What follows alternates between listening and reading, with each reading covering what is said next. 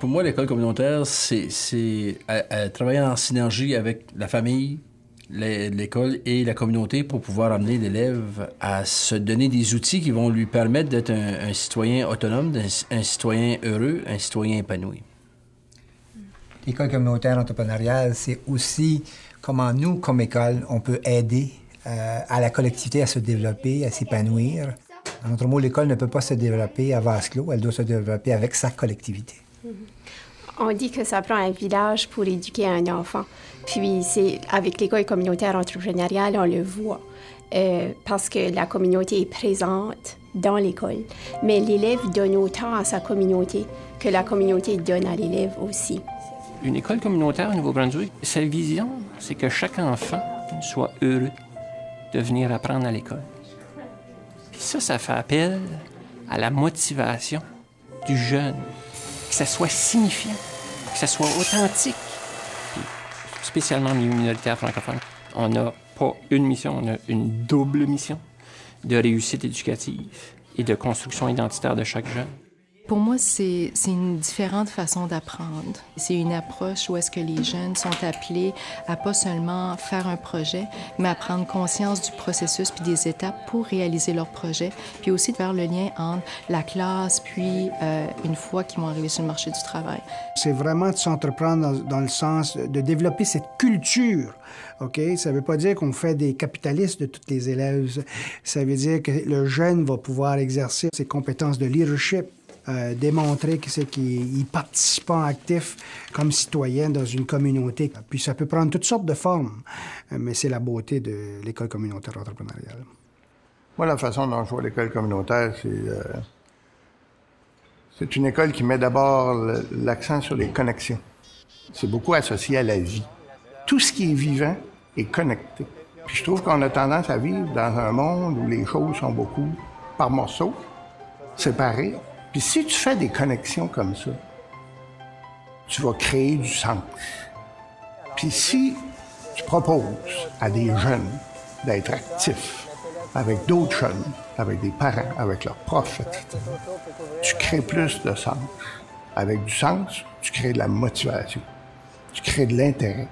Moi, je viens d'un petit village qui s'appelle Balmoral, qui est situé dans le nord de la province du Nouveau-Brunswick. Et dans mon enfance, j'ai eu la chance d'observer ce phénomène-là de partenaires de la communauté. Donc, je crois que les éléments qui ont fait naître cette école viennent de l'Acadie elle-même. Pour les élèves, c'est beaucoup plus concret, c'est beaucoup plus tangible. Ça leur permet de vraiment comprendre qu'est-ce qu'ils font, plutôt que de dire il faut que je fasse ce projet-là. Tandis que là, ils ont comme une vision à long terme.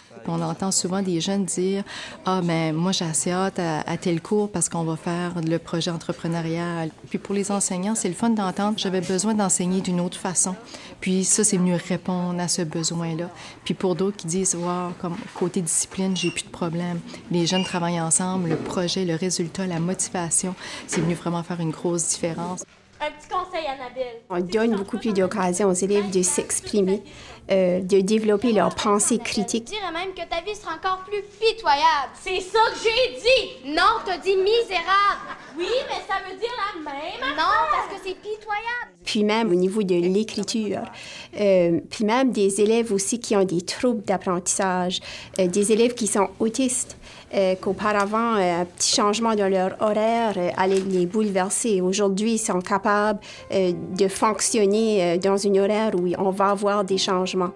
Ça permet aussi aux enseignants d'aller chercher des résultats d'apprentissage dans plusieurs programmes d'études puis construire des projets autour de ces différents programmes d'études-là. Ça me donne combien? 55 moins le 39, ça va te donner l'argent de profit. Exactement. Depuis 2005, le programme des écoles communautaires est en marche. Globalement, les résultats du Nouveau-Brunswick francophone, de nos élèves francophones, se sont améliorés au fil des années. Est-ce qu'il y a eu cette unique initiative-là au niveau de notre ministère? Pas du tout. Mais ce qu'on peut dire, c'est que le programme des écoles communautaires fait partie de l'ensemble des initiatives prioritaires qui ont été soutenues par notre ministère et par les districts. Puis, on a au-dessus de 2500 partenaires financiers dans nos écoles communautaires l'année passée. C'est tout près de 90 $ par élève en moyenne que ça représente. C'était en moyenne au-delà de 1000 heures de bénévolat par école. Les artistes, l'année passée, ont été agréablement surpris. Au-delà de 1200 artistes qui se sont impliqués dans nos écoles communautaires. Puis on sait que les artistes sont des contributeurs extraordinaires, notamment à la construction identitaire de nos jeunes. Au niveau d'activité physique, avec l'aide des agents de développement communautaire, les écoles communautaires ont offert un surplus de 60 minutes d'activité physique en moyenne par semaine. Oui, les résultats aux tests provinciaux en sciences, en littératie, c'est important. On le reconnaît, on va toujours continuer à travailler là-dessus. Quels sont les autres impacts sur ces compétences-là qu'il aura besoin pour le restant de ses jours? Si on prend la littératie, qui est une de nos cibles qu'on doit améliorer, les données nous démontrent que les élèves ont appris davantage parce que, encore là, on a des élèves, par exemple, qui ont écrit des livres. Bien, lorsqu'ils sont dans le processus d'écriture, c'est certain qu'ils sont beaucoup plus engagés. Je pense que c'est un tournant pour l'école francophone et acadienne. C'était dû et je pense qu'on y est arrivé avec une école qui s'entreprend. Et j'ajouterais qu'il y a des résultats qui sont difficiles à quantifier. Mais quand on a réussi à éveiller la passion chez un jeune, quand on a réussi à amener le jeune à découvrir quelque chose qui l'allume, quand on a un élève qui n'a pas décroché parce que l'école communautaire l'a gardé là, on ne peut pas les quantifier, on ne peut pas le mesurer, mais pour moi, c'est une très grande victoire de pouvoir accrocher des jeunes, de pouvoir leur donner le goût d'aller plus loin, le goût de découvrir autre chose, le goût de s'investir dans des projets. L'école, elle reste intéressante. Et moi, ce que j'ai vécu quand j'étais ici, on entrait dans une école le matin pour travailler avec du personnel, ça, et on sortait à la fin de la journée avec plus d'énergie que l'énergie qu'on avait le matin en commençant la journée. Puis, y a-tu un prix là-dessus? Tu peux-tu mettre un chiffre là-dessus? Pour moi, c'est pas ça. C'est qualitatif. Qui représenterait vraiment ton lieu? C'est-à-dire la persévérance, la patience, le courage, la compassion, toutes ces qualités-là, on met pas de chiffre là-dessus. Sauf que l'enfant qui revient à la maison, qui est enthousiaste par rapport à ce qu'il fait à l'école, qui a hâte de retourner à l'école le lendemain, ou qui voudrait venir à l'école le samedi, ou qui est malade puis il veut y aller pareil parce qu'il a une responsabilité assumée puis il veut être là avec son équipe. Y a-t-il des points là-dessus? Pour ce qui est de l'enseignant, au quotidien, je vous parle en tant qu'enseignant moi-même, le plaisir de voir et la joie et la fierté, je dirais la satisfaction d'un enseignant, de voir ces jeunes au quotidien heureux d'être présents dans la classe, c'est en soi reposant. Après viennent les résultats. Bien sûr, il y a des résultats académiques par la suite qui viennent, mais ils viennent toujours dans ces conditions-là. Ça amène toute une réflexion au niveau de s'entreprendre. Donc, pour moi, ce phénomène-là, c'est pas uniquement au niveau de l'enfant, c'est au niveau de la société. Donc, c'est vraiment un changement ou une mouvance sociétale, que je pourrais dire. Puis là, il y a la notion de contribution à quelque chose qui nous dépasse, quelque chose qu'on n'aurait pas été capable de faire tout seul. La pièce de théâtre, tu peux pas la faire tout seul. Le film, tu peux pas le faire tout seul. Puis j'imagine que les jeunes impliqués là-dedans, ils doivent l'apprendre, ils doivent le comprendre aussi. Et de toute façon, les défis auxquels on est confronté, pas simplement comme classe ou comme Nouveau-Brunswick, comme espèce humaine, c'est la biosphère. Au moment où on se parle, c'est ça qui est en danger. Fait que ça, je pense qu'on a beaucoup d'avantages à collaborer pour essayer de trouver des solutions. On va être devant aussi une culture de gens qui vont vouloir mieux contribuer, je dirais, à une prospérité équitable et à une plus grande justice sociale pour tous et toutes. Et c'est cette culture-là qui fait que les choses vont vraiment changer. On ne veut plus les élèves qui soient les citoyens de demain. Parfois, on entendait ça. Ben, c'est faux, ça. Les élèves sont des citoyens aujourd'hui puis sont capables de contribuer à leur communauté. Puis ici, je vais mettre mon clou, mais je veux que vous le mettez à peu près à 6 pouces du bord. Il faut que le jeune puisse voir que ça se fait de travailler en français dans une communauté. Ça se fait de communiquer en français. La famille était très déçue de sa récolte.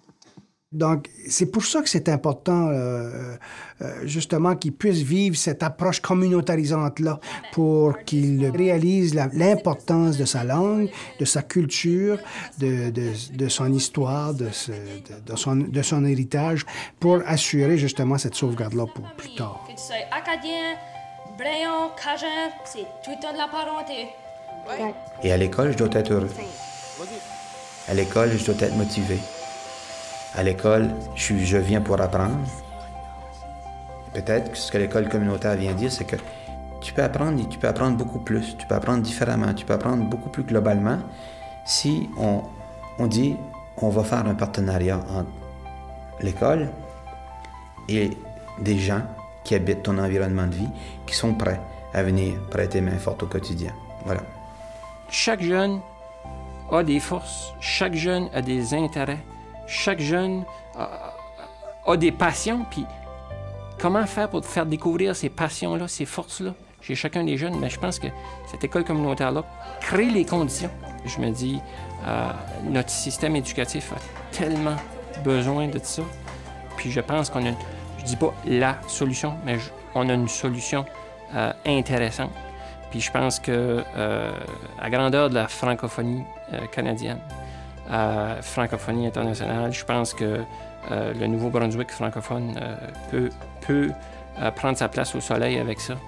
Je me dis, il y a tellement de jeunes qui pourraient bénéficier de ce genre d'éducation-là. Que ce soit de la maternelle à la 12e année, il y a différentes façons de pouvoir inclure l'esprit d'entreprendre dans sa salle de classe. Puis il y a tellement des beaux projets qui peuvent être faits, mais surtout que les jeunes attendront pas d'avoir la matière ou attendront pas de recevoir, mais ils vont donner. Puis ça, c'est tellement beau parce qu'après ça, ils se sentent en contrôle puis ils voient qu'ils peuvent faire une différence.